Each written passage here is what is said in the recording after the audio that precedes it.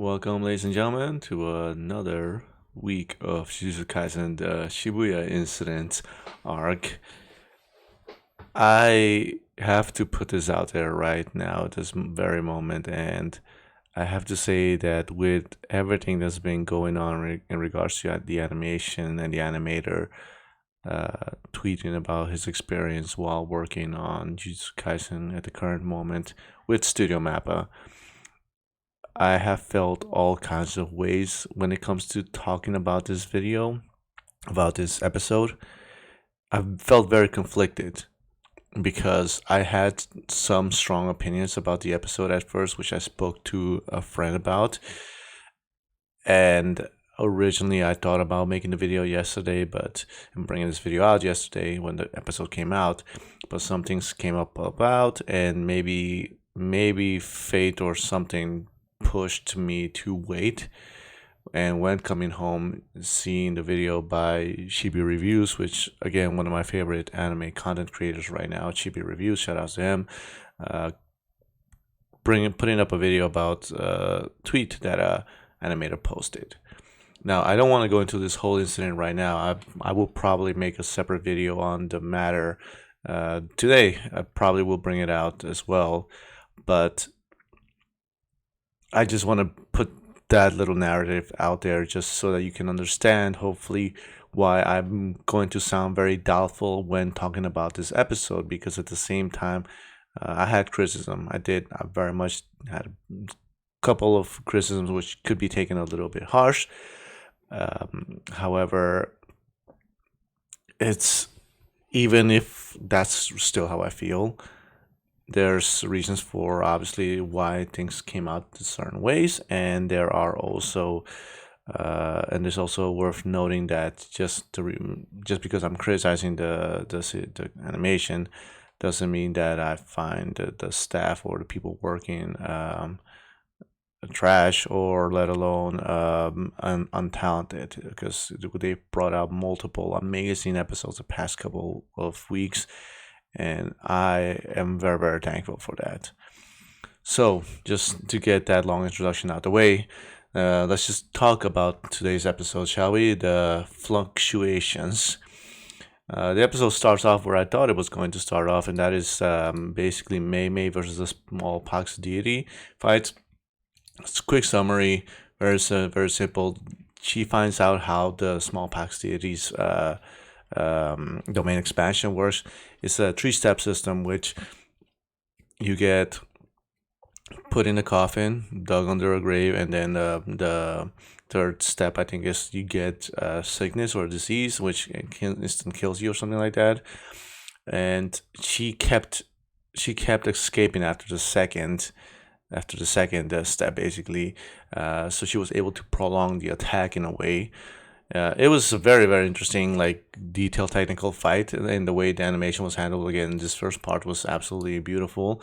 And she was trying to see what triggered the domain to happen, what triggered the attacks to happen. There must be a logical reason for it, because the smallpox deity didn't seem like one that would speak. It's not a smart curse. So she's over here trying to figure out what's going on, and she imbues one of her crows that she uses with cursed energy, and that triggers the domain attack, which she realizes, okay, whoever wields or has the strongest cursed energy, or outputs it the most, is going to be the target for the domain. So then is this very interesting, weird brother sister thing where she asks Uyu if he's ready to die for his sister, and he's like is super infatuated, like, yeah, I will. And basically the strategy behind that is to be able to distract the smallpox deity, so that Mei Mei can get an opportunity to jump in and attack the target while Uyu is being hit from the domain attack. Very interesting, very smart fight, which I really love the strategy that was going into this. I love how the fight didn't just end by Mei Mei attacking the smallpox deity. There has to be like a fatal blow, and then you get a reveal that one of her crows, basically, one of her cursed energy, is can also be used not only just to see things through crows, but also there's this thing where she can manipulate her crows or a crow to to surpass his own cursed limit spirit, cursed spirit limit, and just basically kamikaze itself into like the opponent and just creates like a fatal blow into the opponent, which is super crazy, super cool attack. Um, Afterwards, we get a little shot of like Mei Mei is ready to fight fake Ghetto, I guess. And then we switch over to the real thing. Now, we go into the group of Maki, Naobito, and Nanami, who all are ready, who all find the first cursed spirit like just lingering somewhere around on the floor area. This is Yagan, Yagon, or if I'm not mistaken, or Yagan, one of those two, and this this guy is the one that's been basically hanging out with the main three baddies, which is Geto, Mahito, and all that stuff, and so he looks like this cute little thing and whatever, and like they're not gonna take, obviously our crew is not gonna take any chances. They just go straight up for the attack. And while Maki is bad mouthing basically Naobito for being a drunk, they fail to realize that Naobito's actually already ahead with the attack, and you see his attack, which is super cool. He has the power of animation. I think that's what it's called. I think that's how people describe it, where his attacks are based on frames and how movement works in regards to that. And I don't want to re-explain the whole explanation of how his attack works, because I probably may or may not confuse somebody, or I may say something incorrectly. So just watch the episode, read the manga, and you will see that proper explanation how it works in the requirements. But long story short, there are just certain rules that are applied to it, which is if you move and during certain frames or don't move in certain frames. Again, I don't want to explain it too much, but there are certain requirements or conditions that could potentially have you freeze, and then you're left open for an attack from Naobito. So super one of my favorite cursed energies attacks ever. Really, Naobito's a boss for that. And yeah, you just get the fight where the little cursed spirit like starts like freaking out because he gets reminded of Hanami, the flower cursed spirit, the plant cursed spirit, and realizes how it is dead, and it was one of his friends, and he gets super emotional about it and just turns into like this monstrous borderline like Lovecraftian cursed spirit, and everybody's understands the assignment here. Stop this beast, this cursed spirit from potentially opening its domain. I think they described it as a cursed womb, which is super interesting to know, because that means it was still in development. It was not like you saw a little bit of it, like the one version of it, but it was still in its cocoon. It was going to evolve, and it did in this episode. Yagan evolved and came out of his shell, and they understand the goal of like stop this curse from potentially unleashing his domain, because then everybody's screwed, and nobody knows how the domain will work. To which then, again, I'll talk about the animation towards the end of the episode, but there's little moments there was this weird awkward moment where I felt was not done too well in here, where you have Naobito like basically bad mouthing and intimidating the cursed spirit, and the cursed spirit is trying to talk to him, saying we're actual living beings that live in this planet too. Like we deserve to live as much as you guys, or some crap like that. And Naobito's just bypassing everything and not even listening, and just going on and blabbering with his own stuff. And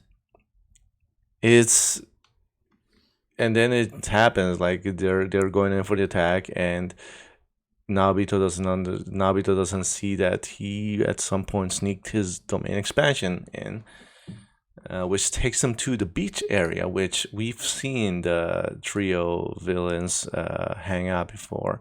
There's the beach Somerset area where they were like summer kind of Hawaiian, like fun sand area where the villains were just chilling and talking about their plans. And you've had also the post credit scenes every now and then last season, if I'm not mistaken. And Yagan's domain expansion has to be one of the scariest things that I've seen, in my opinion, when it comes to Jujutsu Kaisen and domain expansions. The idea that you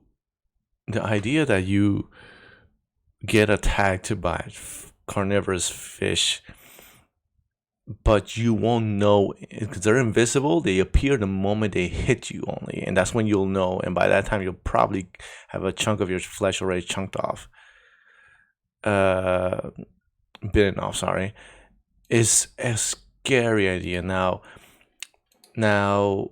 Yaga understands who the problems are in this group. Who, like, he understands Nabito is the biggest problem in this group. He can, because he's sending a bunch of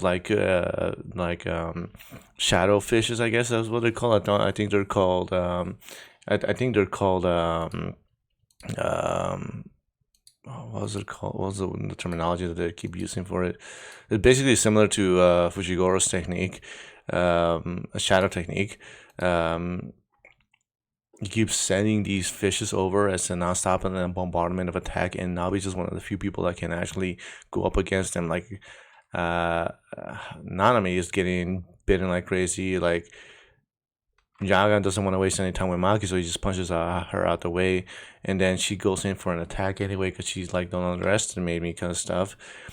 And to the point where Yagan is just getting super frustrated that again Nabito's doing his thing, but it's Shigeyamis. That's the word I'm looking for. Yagan sends Shigeyamis, and then he himself goes for the attack. So literally, basically, Nabito's being ganged up upon. That's really what's happening.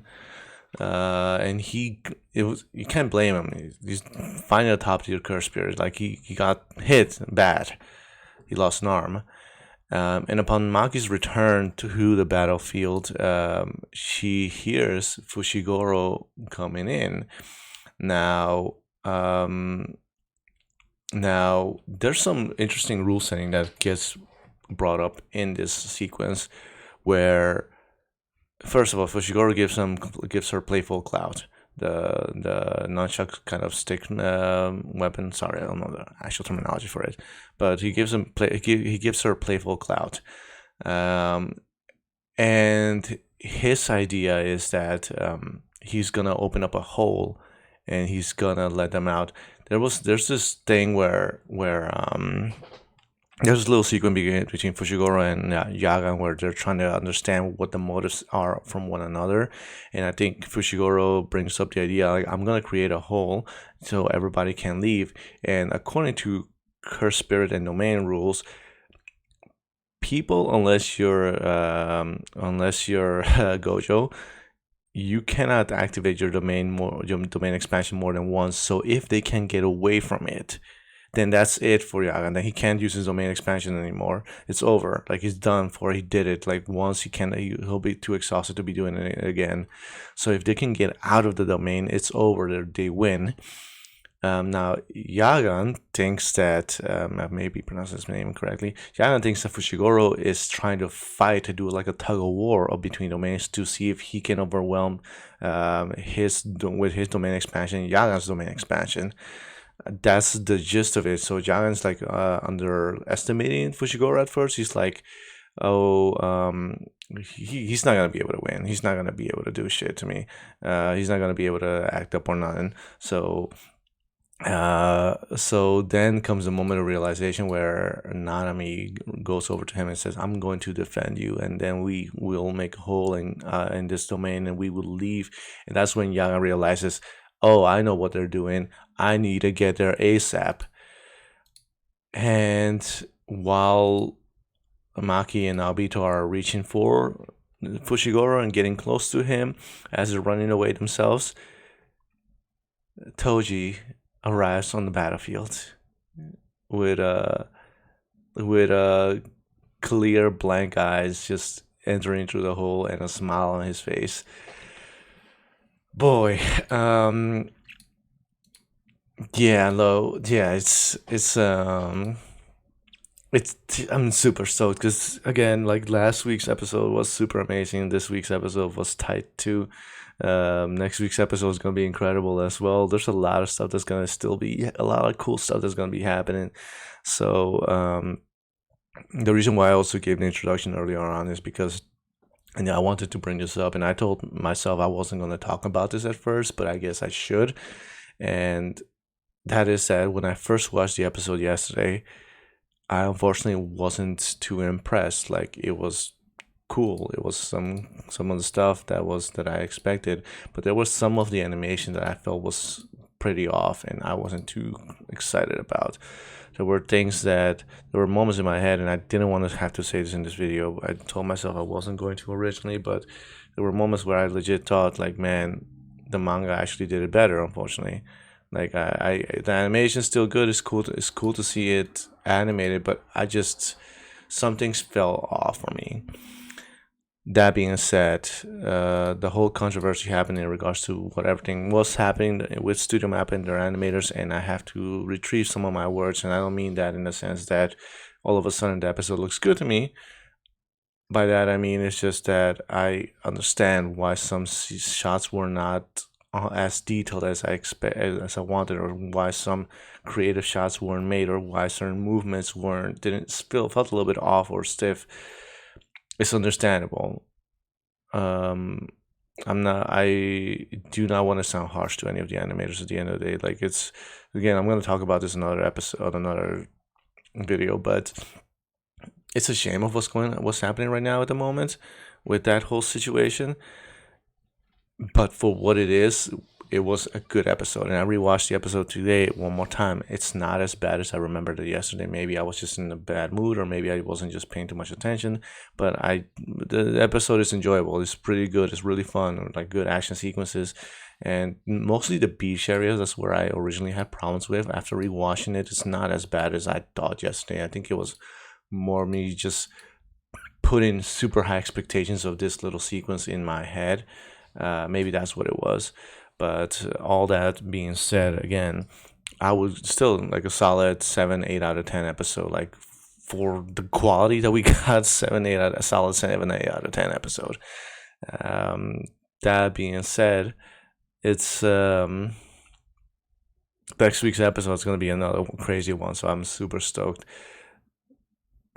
Please let me know what you guys think of thought of this episode down in the comments down below. Please don't talk spoilers. If you're going to talk spoilers, write down in all caps spoilers, and then you comment under that, please. Let's try to stay away as much as possible from the manga. Past 2 episodes, I want to say, at least, just for the people watching. And if you're going to talk about like the animator situation, please don't do that in this video. I'm going to create a separate one about that. This is not the video for it. But yeah, that was basically Jujutsu Kaisen episode 38. I'll probably label this a different name on YouTube, but Fluctuations. Fun episode, cool episode. We got a couple cool little reveals, and yeah, no, otherwise, like, can't wait for next week. A wonderful day, evening, whatever time it is in your time zone, and I'll see you next time. Bye.